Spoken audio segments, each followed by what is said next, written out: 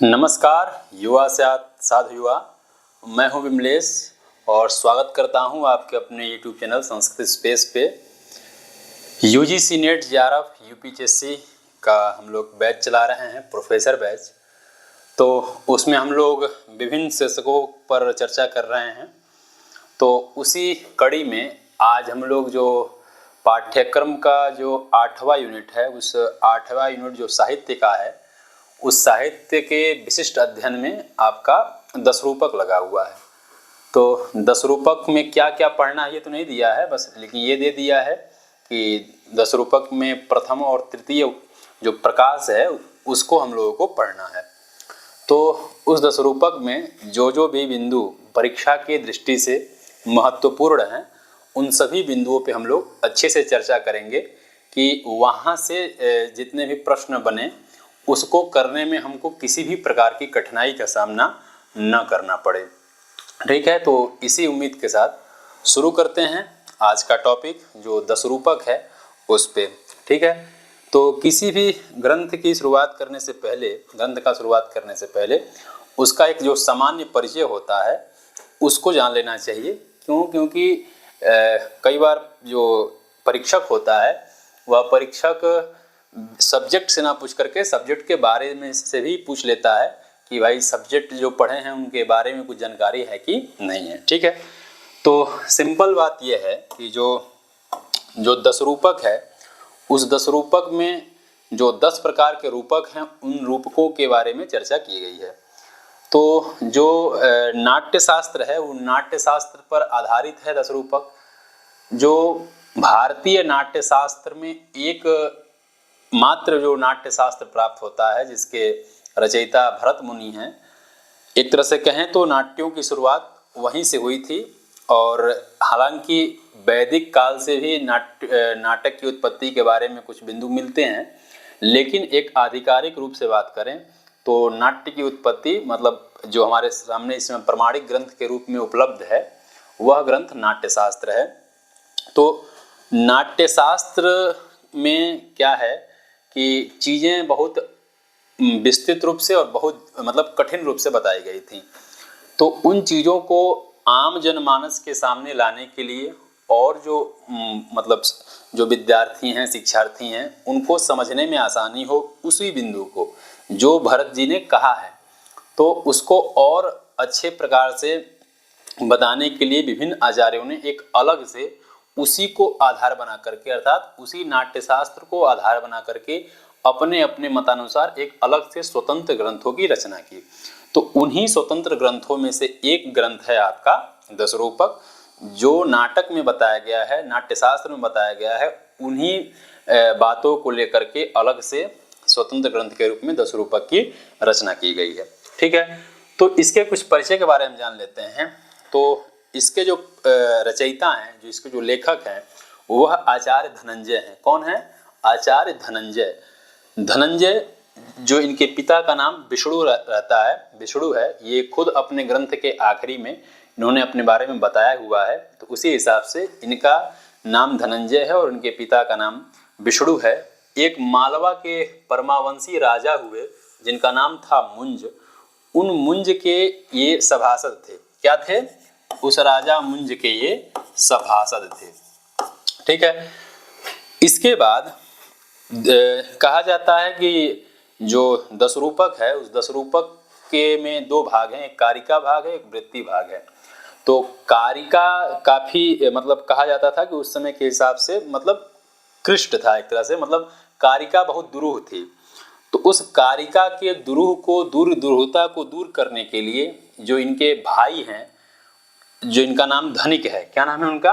धनिक। जो इनके खुद के भाई हैं, उन्होंने धनंजय के द्वारा लिखे गए कारिकाओं के दुरूहता को दूर करने के लिए इन्होंने अवलोक नामक एक वृत्ति लिखी। किस नामक? एक अवलोक नामक वृत्ति लिखी। ठीक है, ध्यान रखिएगा, पूछ लेता है कि अवलोक नामक वृत्ति के लेखक कौन है।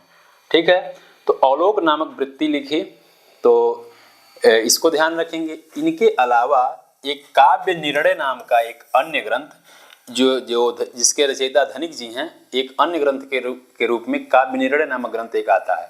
ठीक है, तो ये तो परिचय रहा कि धनंजय की कृति 10 रूपक है और इस पे अवलोक नामक वृत्ति इनके खुद के भाई धनिक ने लिखी हुई है। ठीक, तो जैसा कि आपको शुरू में बताया कि नाट्य शास्त्र को आधार बना करके एक स्वतंत्र ग्रंथ के रूप में 10 रूपक की चर्चा हुई। तो जो 10 रूपक लिए हैं उस 10 रूपक की चर्चा नाट्य शास्त्र के किस अध्याय में हुआ है? नाट्य शास्त्र में कुल 36 अध्याय हैं। तो उन 36 अध्यायों में से जो 20वां नंबर का अध्याय है, कौन है? जो 20वां नंबर का अध्याय है वो 10 रूप विकल्पन नाम से प्रख्यात है। तो 20वें अध्याय से मतलब 20वें अध्याय में 10 रूपकों के बारे में चर्चा आई है। ठीक है, इसके बाद आते हैं, ये तो 10 रूपक के बारे में हुआ कि कौन लिखा है क्या है। अब आते हैं इसके 10 रूपक के विषय वस्तु पे। तो 10 रूपक में कुल 10 रूपक विभाजित है आपके प्रकाश में। किसमें विभाजित है? प्रकाश में विभाजित है। और कुल इसमें 4 प्रकाश हैं। कितने प्रकाश हैं? 4 प्रकाश हैं। चारों प्रकाशों के विषय वस्तु को देख लेते हैं। तो पहले मतलब जो पहला प्रकाश है उसमें कथावस्तु कैसे होते हैं उसके बारे में बताया गया है। और जो दूसरा है उसमें नायक नायिका के जो भेद इत्यादि होते हैं कि हमारे नाटक में नायक कैसे होने चाहिए, नाटिका मतलब नायिका कैसी होनी चाहिए, इन सब के बारे में अच्छे से बताया गया है। इसके बाद जो 10 रूपक हैं उन रूपकों के बारे में, वृत्तियों के बारे में और जो अलग से जो विधि के अंग इत्यादि होते हैं इनके बारे में तीसरे प्रकाश में बताया गया है।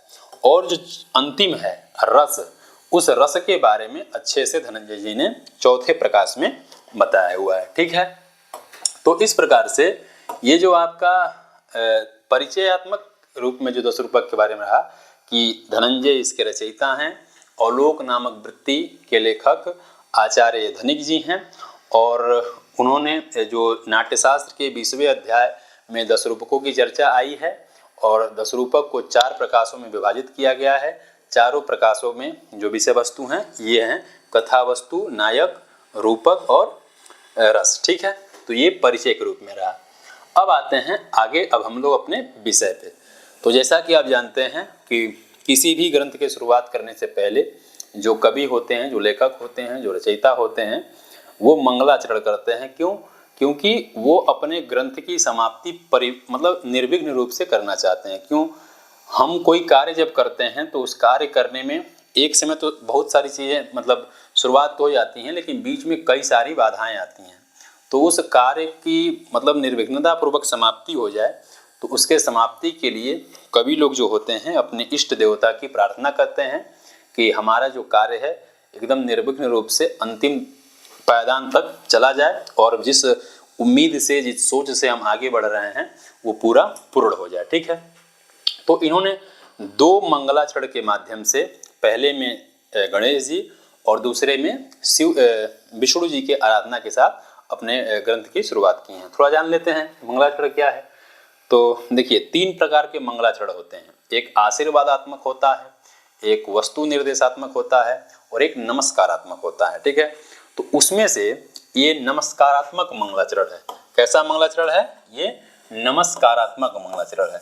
तो ये भी पूछ सकता है कि 10 रूपक के जो 2 मंगलाचरण है उसमें गणेश जी को उन्होंने क्या किया है? तो नमस्कार किया है। तो इसमें क्या कह रहे हैं कि यत् कंठः मदाभोग घनध्वानः, मतलब जिसका कंठ मदाभोग घनध्वानः, मद के आभोग मतलब मद के आभोग के कारण मतलब गंभीर ध्वनि कर रहा है, मतलब गंभीर ध्वनि कर रहा है। तो कब कर रहा है?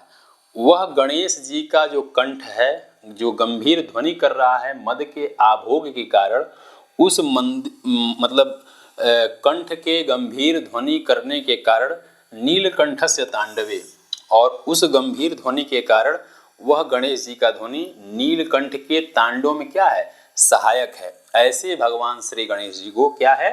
हम नमस्कार करते हैं। तस्मै गणेशाय नमः। तो इस प्रकार से उन्होंने गणेश जी को नमस्कार किया है। तो नमस्कारात्मक मंगलाचरण है। इसके बाद देख लेते हैं जो दूसरा मंगलाचरण है उसमें उन्होंने विष्णु जी और भरत दोनों को उन्होंने प्रणाम किया है। तो यानी जो इनका क्या कहते हैं जो कथा वस्तु है, जो इनको बात जो कहने हैं उसी को इस बारे में बताते हुए, इसलिए ये जो मंगलाचरण है वस्तु निर्देशात्मक मंगलाचरण है। कैसा है? वस्तु निर्देशात्मक मंगलाचरण है। ये भी ध्यान रखिएगा आप लोग कि ये कैसा मंगलाचरण है, तो वस्तु निर्देशात्मक मंगलाचरण है। तो देख लेते हैं इसमें क्या कहते हैं कि 10 रूपानुकारेण यस्य माद्यन्ति भावकाः। जो भक्तजन होते हैं वो भक्तजन 10 रूपानुकारेण, मत्स्य कूर्म इत्यादि जो विष्णु जी 10 अवतार लिए थे, उन 10 अवतारों से या 10 अवतार लेने पे उन्होंने जो जो क्रियाएं की थी, उन क्रियाओं के द्वारा भक्तजन काफ़ी क्या होते हैं, आह्लादित होते हैं। ऐसे भगवान सर्वविदे, ऐसे सर्वविद भगवान विष्णु को मैं नमस्कार करता हूँ। ये विष्णु जी के अर्थ में हुआ, और जो आचार्य भरत हैं उनके अर्थ में यदि करें तो 10 रूपकों के रचना के द्वारा सहृदयों को, सामाजिकों को आनंद देने वाले ऐसे सभी रूपकों के ज्ञाता आचार्य भरत जी को मेरा क्या है, प्रणाम है। तो ये जो इनका जो मतलब कहना है, एक तरह से इसमें बता भी दिए हैं, तो इसलिए मतलब क्या है, वस्तु निर्देशात्मक नामक मंगलाचरण है। ठीक है, तो क्या ध्यान रखने हैं, 2 मंगलाचरण के माध्यम से इन्होंने ग्रंथ की शुरुआत की है। पहले में गणेश जी की वंदना की है नमस्कार करके, और दूसरे में विष्णु जी को नमस्कार की, मतलब विष्णु जी की आराधना किए हैं, और भरत जी के। तो ये वस्तु निर्देशात्मक मंगलाचरण है, नमस्कारात्मक और वस्तु निर्देशात्मक। ठीक है, तो ये मंगलाचरण रहा। अब आते हैं आगे। आगे क्या है, आगे कुछ और है, इस भी देख लेते हैं कि श्रोतु प्रवृत्ति निमित्तम। जो श्रोता हैं वो क्यों इनको देखें, क्यों इनको जानें, इसके बारे में कह रहे हैं कि भाई आखिर क्या कारण है कि इसको वो लोग जानें, इसको वो लोग पढ़ें। भाई कहीं से और भी पढ़ लेते, इसको इसमें क्या है कि पढ़ने से क्या फायदा रहता है। तो कहते हैं कि कस्यचिद एव कदाचित दया विषयम सरस्वती विदुषः घटयति कमपि तमन्यो ब्रजति जनो येन वैदग्धिम। तो ये श्लोक है। कभी कभार क्या होता है कि डायरेक्ट श्लोक का कोई श्लोकांश दे करके ये पूछ लेता है कि यह श्लोक किस ग्रंथ से संबंधित है या किस संदर्भ में आया हुआ है। तो इसलिए इन श्लोकों का थोड़ा मतलब चर्चा का नाम महत्वपूर्ण हो जाता है, इसलिए थोड़ा वो चर्चा कर ले रहे हैं। कह रहे हैं कि किसी के मतलब किसी को ही किसी के दया से जो सरस्वती जी हैं किसी विषय का ज्ञान कराती हैं, और सबको नहीं कराती हैं। सभी लोग, समाज में बहुत सारे लोग हैं, लेकिन सभी लोग एक तरह के नहीं होते हैं। लेकिन उन्हीं में से कोई एक अपवाद होते हैं जिनको काफ़ी मतलब विद्वान की श्रेणी में गिना जाता है।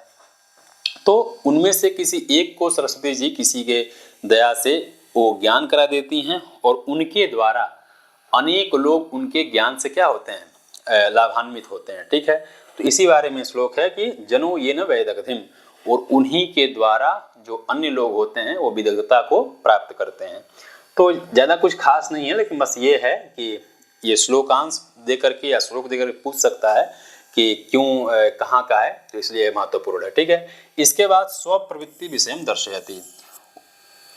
धनंजय कहते हैं कि आखिर हमको क्यों आवश्यकता आन पड़ी, नाट्यशास्त्र में तो बहुत अच्छे से भरत जी ने बताया है, तो हमको लिखने की क्या आवश्यकता है। तो कहते हैं कि उद्धृत्योद्धृत्य सारम यमखल निगमनात् नाट्य वेदम विरंचि। जैसा कि आपको पता है कि ब्रह्मा जी ने चारों वेदों से अलग अलग घटना, अलग अलग बिंदुओं को निकाल करके एक अलग पंचम वेद नाट्य वेद की संरचना की, और उसको मतलब बताने के लिए भरत मुनि को उन्होंने आदेश दिया।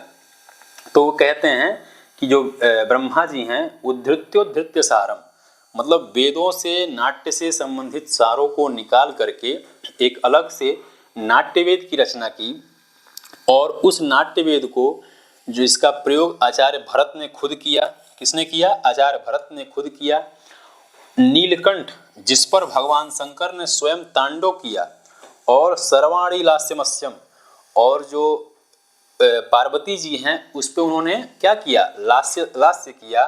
तो ऐसे महान ग्रंथ पे जिस पर स्वयं भरत जी मतलब शंकर भगवान और पार्वती जी इन्होंने इन कामों के हिसाब से किए, तो प्रतिपदम अपरम लक्ष्म कह कर तुम इष्टे। तो ऐसे बड़े ग्रंथ के प्रत्येक पद को करने में कौन समर्थ हो सकता है, अर्थात कोई नहीं समर्थ हो सकता है। भाई जिस ग्रंथ के ऊपर डायरेक्ट मतलब भगवान कार्य कर रहे हों, उसको हम जैसे छोटे लोग कैसे कर सकते हैं, लेकिन इतना बड़ा चीज़ है फिर भी इसीलिए लोग उस पर करना चाहते हैं कुछ ना कुछ।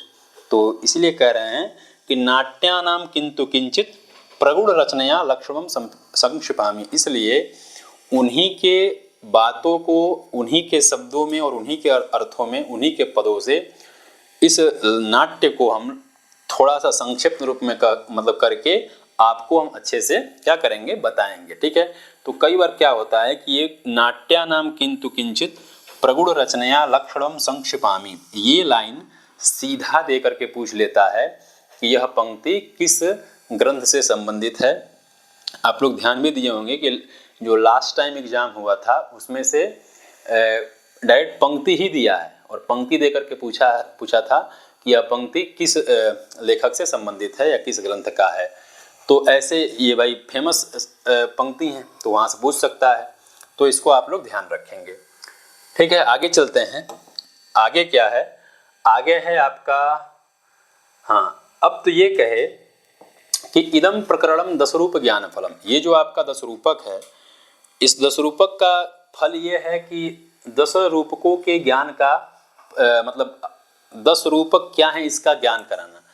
लेकिन 10 रूपक क्या है, 10 रूपकों का फल क्या है, इस ग्रंथ का तो बात निकल गया कि भाई 10 रूपकों का ज्ञान ये ग्रंथ करा देगा, लेकिन 10 रूपकों का फल क्या है, तो उसके बारे में कहते हैं कि वो थोड़ा सा कटाक्ष करते हैं कि कुछ लोग क्या कहते हैं। जैसे देख लिए, ये सीधा प्रश्न पूछ लेता है यहाँ की आनंद निश्चंद स्वरूप केशु व्युत्पत्ति मात्रम फलमल्प बुद्धि योपी इतिहासादिवदाह साधुस तस्मै नमः स्वादु परांगमुखाय।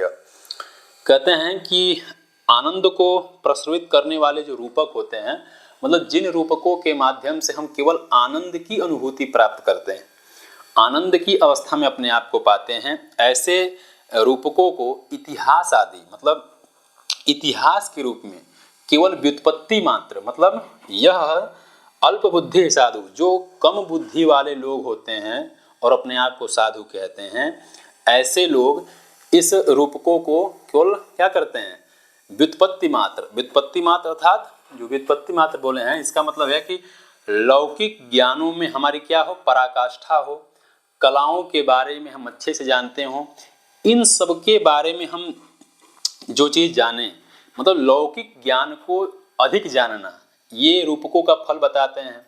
और ऐसे जो अलौकिक ज्ञान को बताने वाला रूपक है, इस अर्थ को नहीं बताते हैं, तो ऐसे बताने वाले जो हमारे विद्वान लोग हैं, उनको स्वादु परांग मुखाय, उनको विमुख होकर के मतलब दूर से ही प्रणाम। एक नहीं कहते हैं कि अरे भैया नमस्कार है आपको, धन्य है प्रभु आप, एक कटाक्ष टाइप का नहीं कहते हैं लोग। तो एक इनके मत में क्या है कि धर्म से आचार्य भामा को एक थोड़ा सा रेलते हैं, कहते हैं कि जैसे भामा का लक्षण है कि धर्मार्थ काम मोक्षेषु वैचक्षेयम कलासु च अकरोति कीर्तिम प्रीतिम च साधु काव्य निषेव, मतलब निषेवणम। धर्म अर्थ काम मोक्ष, इनकी प्राप्ति क्या है, रूपकों का वो फल बताते हैं। कहते हैं कि थोड़ा सा कम बुद्धि वाले लोग हैं, मतलब जिन रूपकों के माध्यम से आदमी आनंद की अवस्था में, अलौकिक आनंद की अवस्था में चला जाता है, ऐसे आनंद को लौकिक चीज़ों में डुबो दे रहे हैं। ये कितने मतलब ऐसे मतलब विद्वानों को तो नमस्कार ही है दूर से। तो एक तरह से यहाँ भी पूछ सकता है भाई कि तत्र केचित में वो किसका लक्षण का मतलब एक तरह से उनको मतलब खंडन करते हैं, नमः स्वादु परांग मुखाया से किसको ऐसे लोगों को नमस्कार करते हैं। तो कई बार तो ये सीधे प्रश्न दे करके पूछ दिया कि इतना दे करके अंतिम पूछ दिया कि यहाँ पे क्या है, स्वादु परांग मुखाया है कि क्या है। तो इस तरह से ये इम्पोर्टेंट हो जाता है। तो इस पंक्ति को आप लोग अच्छे से ध्यान रखिएगा और किसको किसके बारे में कहते हुए कहते हैं इसको भी अच्छे से ध्यान रखिएगा। भाई दूर से ऐसे विद्वानों को नमस्कार है। आगे चलते हैं। आगे है आपका, आगे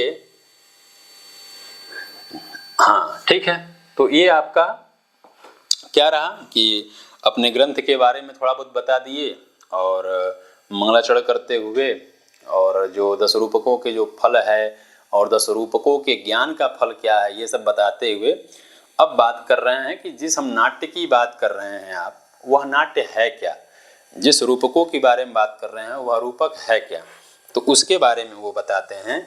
देखिए पहले तो देखते हैं नाट्य क्या है। ठीक है, क्या है नाट्य क्या है, तो कहते हैं कि अवस्थानुकृतिर नाट्यम, अवस्थानुकृतिर नाट्यम।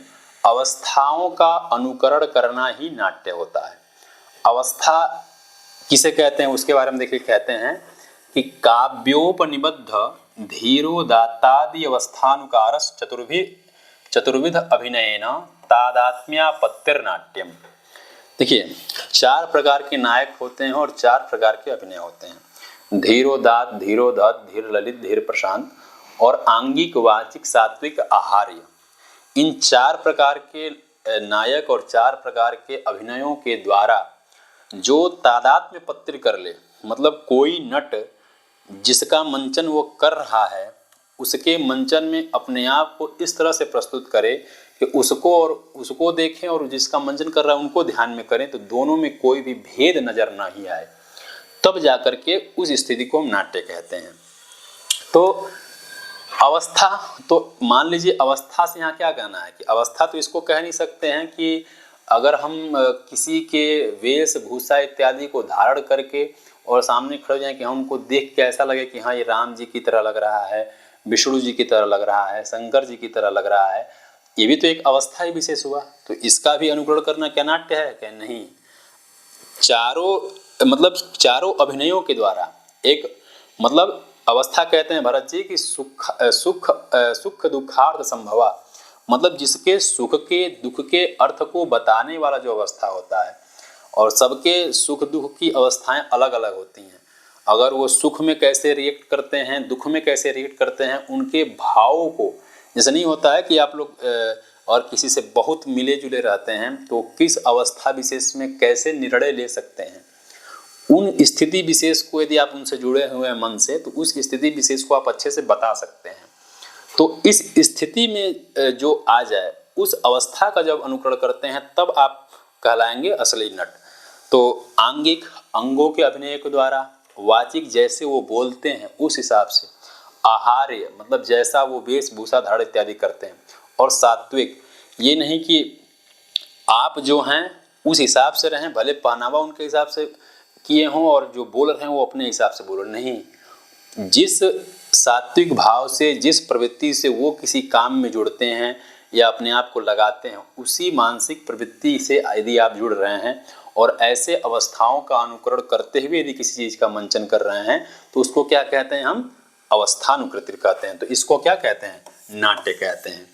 तो चतुर्विध अभिनय और चतुर्विध क्या कहते हैं, क्या होता है, जो नायक होते हैं, इन चारों के द्वारा जो तादात्म्य पत्तिर होती है वह नाट्य होता है। तो आप लोग इन पंक्तियों को विशेष रूप से ध्यान रखेंगे। दूसरा कहते हैं रूप। रूप क्या होता है? देखिए ये अभी बताएंगे आपको, पहले देख लेते हैं क्या होता है। रूपम दृश्यतयोच्यते, दृश्यतया रूपम उच्यते। भाई नाटक है तो ऐसा तो है नहीं कि आप सुनेंगे, केवल सुनने के साथ साथ उसको देखेंगे भी, तो देखने के कारण भी उसको कहते हैं कि दृश्यतया रूपम उच्यते। जो दृश्य होता है उसको हम रूप कहते हैं। तो वही कह रहे हैं कि तद एव नाट्यम दृश्यमानतया रूपम इत्युच्यते। वही नाट्य देखने के कारण, दृश्यमान होने के कारण उसको हम रूप के नाम से भी जानते हैं। जैसे नीलादि रूपवत, आंखों का विषय क्या है? जैसे नील इत्यादि, नीला, पीला, हरा, काला, ये सब क्या है? इसको हम रूप कहते हैं और इसको आंखों से देखते हैं। तो जो देखने लायक होता है उसको हम रूप कहते हैं। तो इसलिए नाटक को भी देखना पड़ता है। बिना देखे तो आप उस भाव को अच्छे से समझ नहीं सकते हैं। तो इसलिए इसको क्या कहते हैं?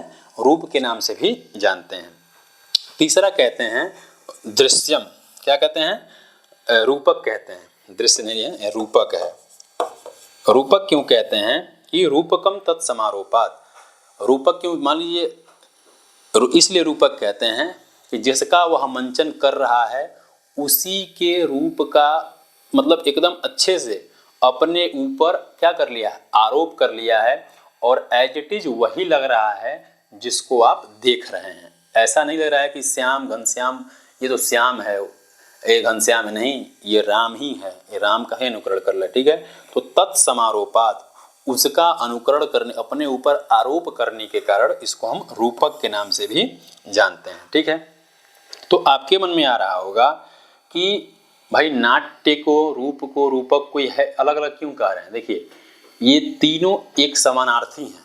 ये तीनों क्या हैं, एक ही अर्थ को बता रहे हैं। नाट्य भी कह सकते हैं, रूप भी कह सकते हैं और रूपक भी कह सकते हैं। जैसे मान लीजिए एक व्यक्ति होता है, वह एक व्यक्ति अपने उपाधियों के भेद से अलग अलग तरह का हो सकता है। जैसे यदि महिलाओं के क्षेत्र में बात करें तो एक ही महिला किसी की चाची हो सकती है, किसी की भाभी हो सकती है, किसी की गर्लफ्रेंड हो सकती है, किसी की बहन हो सकती है, मतलब कुछ भी हो सकती है। आप किसी के भैया हो सकते हैं, किसी के सैया हो सकते हैं, या किसी के पापा हो सकते हैं। आदमी एक ही है, लेकिन उपाधियों के भेद से वह अलग अलग देखा जा रहा है। तो इसी प्रकार स्थिति विशेष के स्थिति विशेष के कारण एक ही आदमी अलग अलग तरह के बात से जाना जा रहा है। यदि हम उसको देख रहे हैं तो रूप कह देंगे, यदि उसको हम केवल इस स्थिति से देख रहे हैं कि वह किसका अनुकरण किया है तो उसको नाट्य कहेंगे, और किसका आरोप अपने ऊपर किया तो उसको रूपक भी कह सकते हैं। तीनों अर्थ क्या है, बिल्कुल समान है। इसीलिए कह रहा है कि इंद्र, पुरंदर और शक्र इतिवत प्रवृत्ति निमित्त भेदो दर्शिता। इन सभी को क्या है, प्रवृत्ति निमित्त में भेद होता है इंद्र ही। पुरो के मतलब इंद्र इंद्र हैं, पुरो के शत्रु कर पुरंदर भी कहते हैं, शक्रजीत भी कहते हैं। ये सब क्या है, इंद्र के ही नाम हैं, लेकिन सबके अलग अलग प्रवृत्ति हैं। यदि आप एक बालक हैं तो आपकी प्रवृत्ति बालक के रूप में होगी, यदि आप किसी के चाचा हैं तो चाचा के रूप में प्रवृत्ति होगी। तो आदमी एक ही है, लेकिन आपकी प्रवृत्ति निमित्त क्या है, प्रवृत्ति और निमित्त दोनों अलग अलग हैं। तो आदमी एक ही होने के कारण प्रवृत्ति निमित्त में भेद थोड़ा नजर आता है, लेकिन भेद होता नहीं है भाई, उपाधि के भेद से है। ठीक है, तो इस प्रकार से जो नाट्य के बारे में बता रहे थे, नाटक होता क्या है इसके बारे में हम लोग जान लिए। तो इन बिंदुओं को आप लोग ध्यान रखेंगे कि अवस्थानुकृत नाट्यम रूपम दृश्यतयोच्यते रूपकम तत्समारोपात। ठीक है, आगे चलते हैं। आगे क्या है, आगे कह रहे हैं कि दशधैव रसाश्रयम, दशधा एव रसाश्रयम। ऐसा जिस रूपक नाट्य और रूपक के बारे में बात कर रहे थे, वह दशधा एव रसाश्रयम, रसों पे आश्रित रहने वाला नाट्य कुल 10 प्रकार का होता है। अभी चर्चा करेंगे कि दशधा एव, वो दशधा ही मतलब 10 प्रकार के ही होते हैं, ऐसा क्यों कहा। अभी देख लेते हैं 10 कौन कौन है।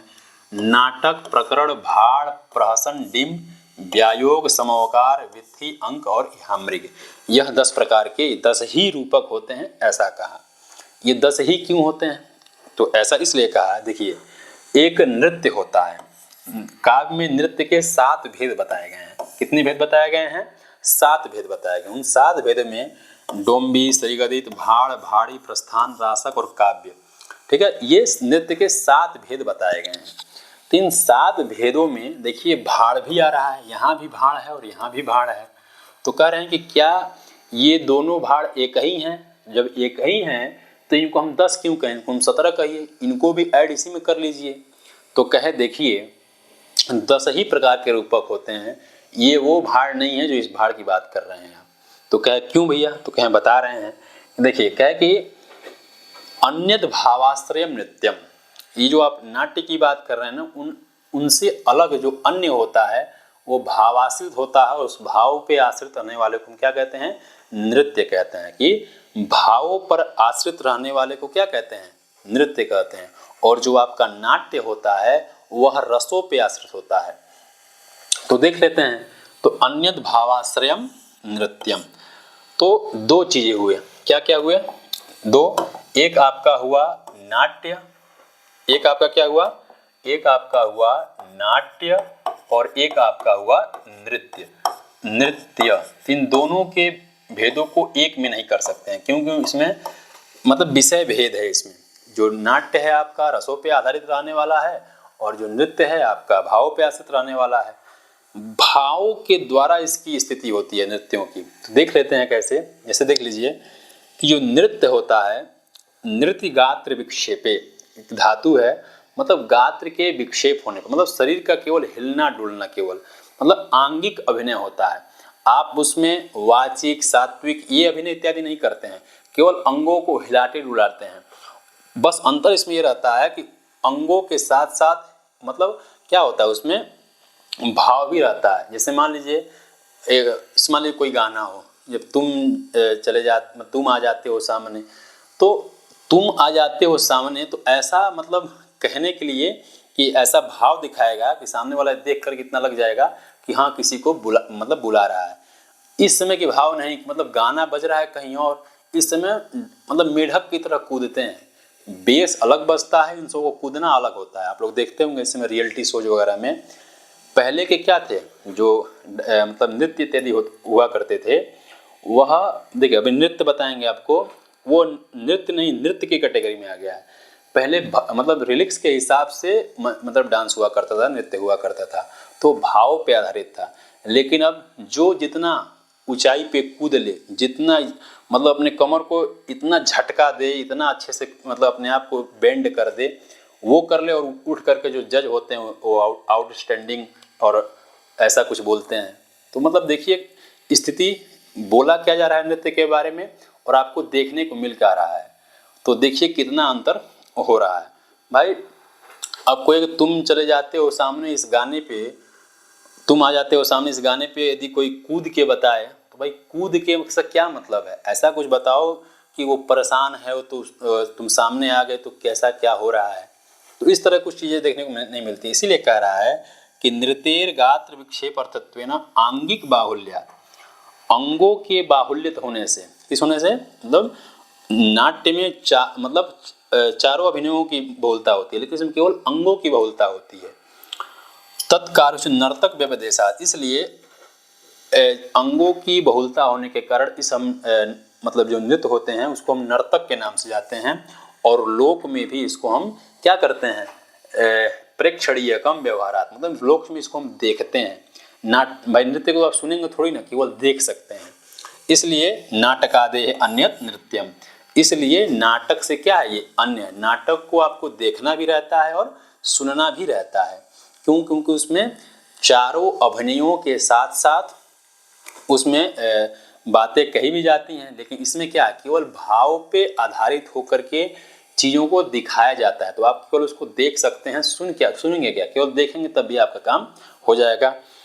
और इसमें जो नाट्य होता है, नाट्य में सात्विक भावों की प्रचुरता रहती है। मतलब क्या होता है इसमें कि ये वाक्यार्थ पे निर्धारित रहता है कि कोई वाक्य हुआ और वाक्य का जो भाव हुआ, मतलब वाक्य के हिसाब से नट जो होता है मंचन करता है। मतलब अगर मान लीजिए किसी ऐसे गंभीर विषय का हमको मंचन करना हो, तो उस गंभीर विषय को जब तक आप उसके पूर्व सिचुएशन से नहीं जुड़ेंगे तब तक आपके चेहरे पे वो रोमांच, वो तनाव देखने को नहीं मिलेगा, और आपको देख करके दर्शक यह अंदाज़ा नहीं लगा सकता है कि आप किसी मतलब विपत्ति की अवस्था में हैं, किसी उल्लास की अवस्था में हैं, ये अंदाज़ा नहीं लगा सकता है। क्यों? क्योंकि आप परिस्थिति के हिसाब से नहीं बता पा रहे हैं।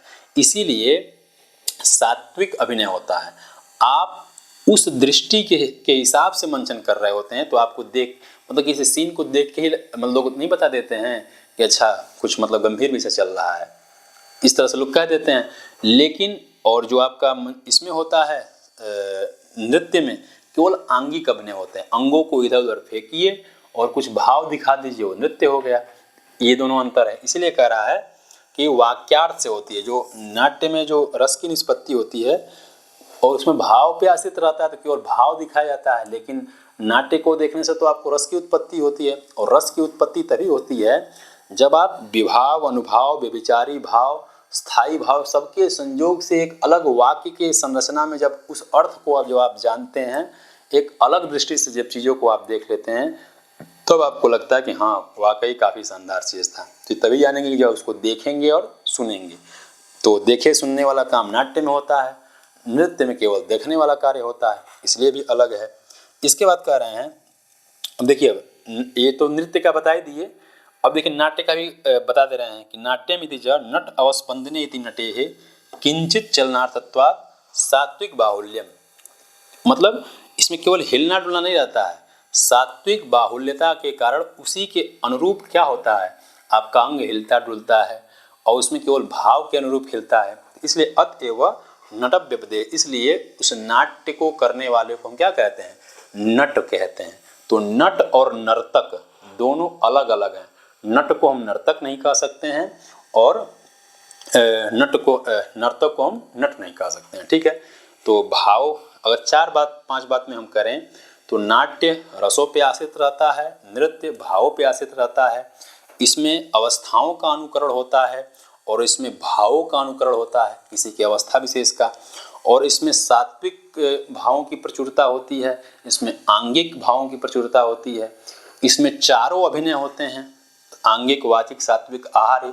और इसमें जो नृत्य है इसमें केवल आंगिक होता है, मतलब अंगों का हिलना डुलना ही होता है। और इसमें जो नाट्य होता है इसमें वाक्यार्थों का अभिनय होता है, एक वाक्य से जो अर्थ निकलता है उसका मतलब अभिनय होता है।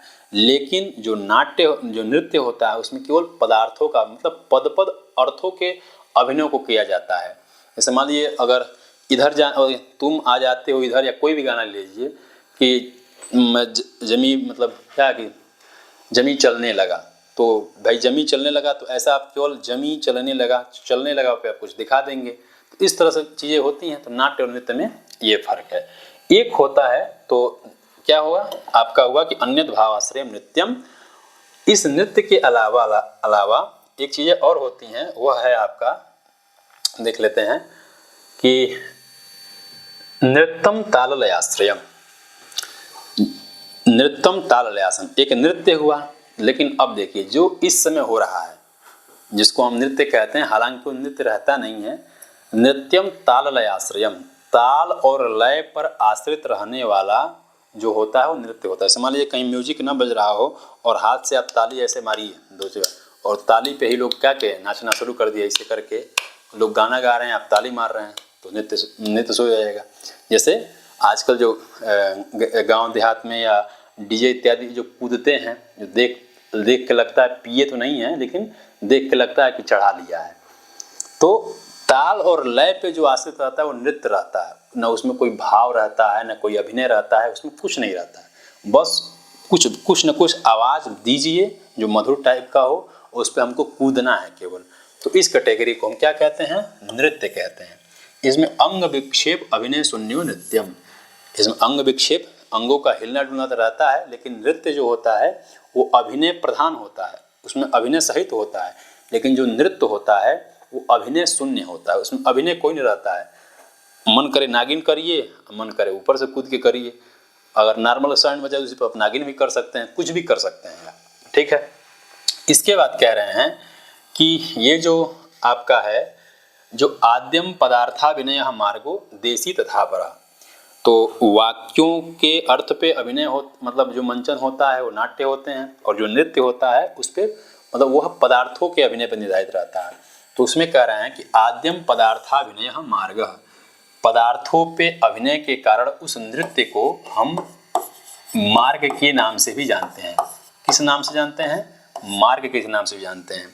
और जो दूसरा है नृत्य, उसको हम देसी के नाम से जानते हैं, मतलब देसी लवंडा, देसी डांस, ठीक है। तो मार्ग और देसी कौन है, इसको ध्यान रखिएगा, ठीक है। इसके बाद कह रहे हैं ये दो प्रकार से भेद तो कर दिए डांस की कैटेगरी का। इन दो प्रकार से भेद के बाद भी कह रहे हैं कि मधुर और उद्धत के भेद से ये दो भेद और दो भेद से हो जाते हैं। अर्थात एक मधुर होता है, देखिए यहाँ देख लेते हैं एक बार, एक मधुर होता है, एक मधुर होता है और एक उद्धत होता है। तो ये दोनों होंगे, एक मधुर नृत्य और उद्धत नृत्य, ठीक।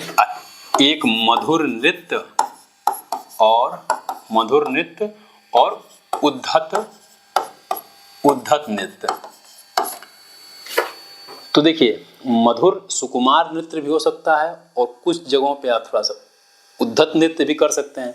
उसी प्रकार से सुकुमार नृत्य भी हो सकता है और उद्धत नृत्य। मान लीजिए जब आप किसी डांस की शुरुआत कर रहे हैं तो आप रहेंगे उद्धत अवस्था में, और जैसे जैसे आपकी एनर्जी डाउन होती जाएगी वैसे वैसे भाई मन है डांस तो करना ही है, तो कूदते फांदते जाएंगे, लेकिन भाई मन नहीं कर रहा लेकिन डांस करना है, तो उस समय आप मधुर नृत्य में आ जाएंगे, शुरुआत में रहेंगे मधुर नृत्य में। तो ये दो प्रकार के भेद दो प्रकार से हो जाते हैं। इसमें से जो मधुर नृत्य और उद्धत नृत्य होता है, तो ये जो मधुर की कैटेगरी है इसको हम रखते हैं लास्य की कैटेगरी में। किसकी कैटेगरी में, लास्य में।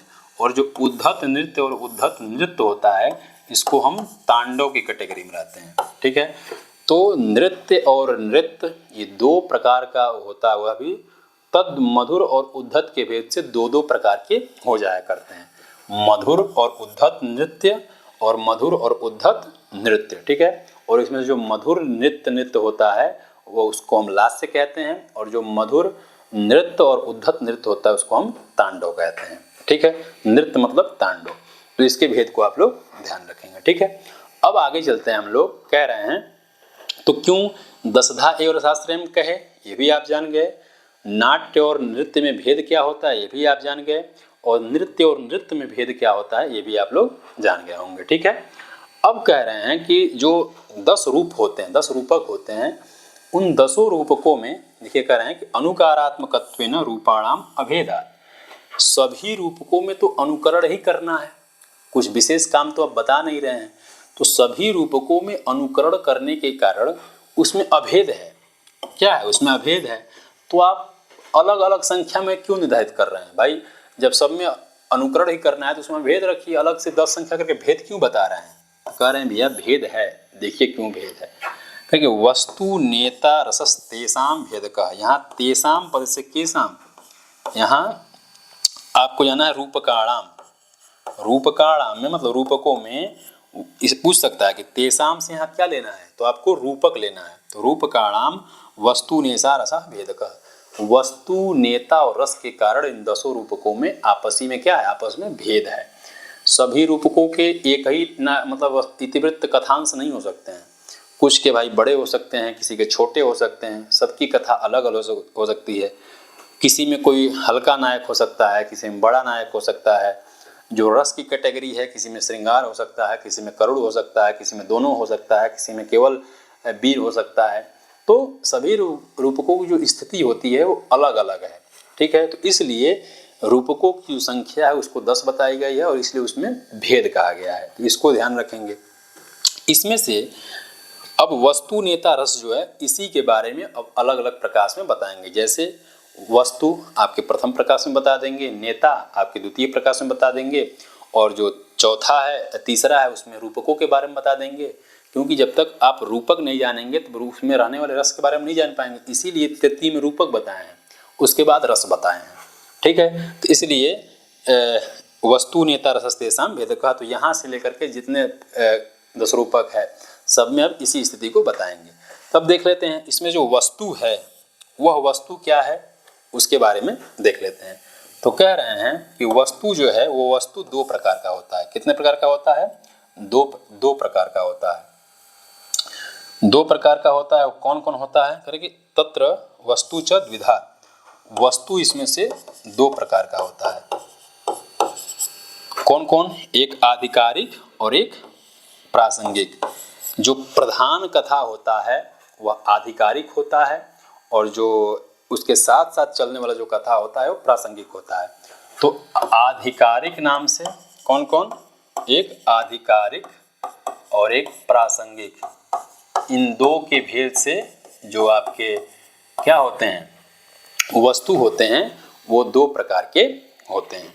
ठीक है, तो आज के वीडियो में हम लोगों ने 10 रूपक क्या है, 10 रूपक के परिचय के साथ साथ उसके मंगलाचरण के बाद उनकी प्रवृत्ति क्यों हुई, रूपक कितने होते हैं, रूपकों की संख्या 10 ही क्यों होती है, जो नाट्य किसे कहते हैं, रूप किसे कहते हैं, रूपक किसे कहते हैं, इनके बारे में हम लोगों ने अच्छे से चर्चा करते हुए नाट्य नृत्य और नृत्य के भेद को अच्छे से जान लिया।